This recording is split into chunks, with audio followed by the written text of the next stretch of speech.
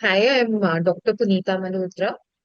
I work with the Society for the Advancement of Education, which manages the Cambridge schools in Delhi NCR region.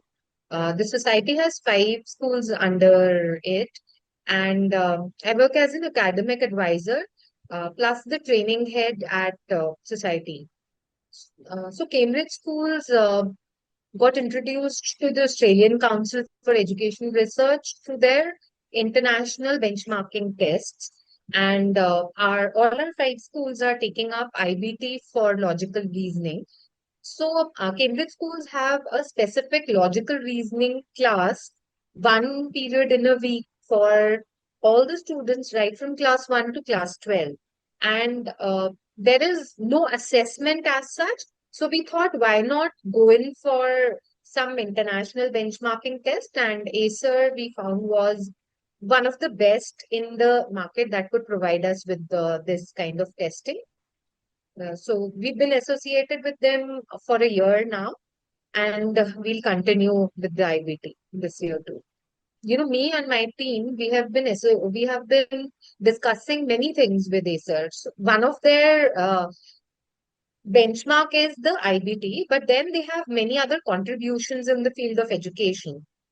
They are associated with CBSE, for example, and they do a number of things related to competency-based question making. So we were looking at more, higher order thinking skills. So we were just at the lower level of Bloom's taxonomy. Therefore, we thought maybe we can get some kind of help from the Australian Council, and we approached them. And then we thought about taking up this particular workshop on question paper design.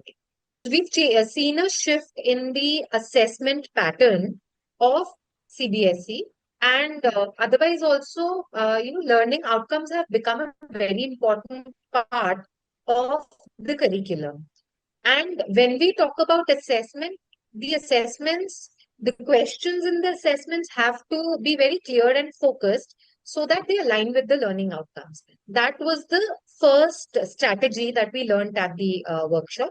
The second one, as everyone is aware, that multiple choice questions are a big chunk of the question papers now. Earlier on, we didn't have multiple choice questions, but designing a quality multiple choice question is not a very easy task when we're writing this STEM. So we learned a lot about how to create quality multiple choice questions during this workshop. The third strategy that we learned at the workshop was using reading tasks to support deeper thinking and not just testing recall.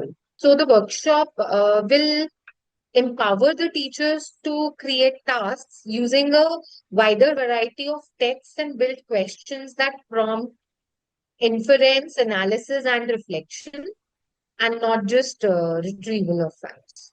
Designing and refining of multiple choice questions and exploring different text types was something that everybody, really liked and would like to take that to the classroom.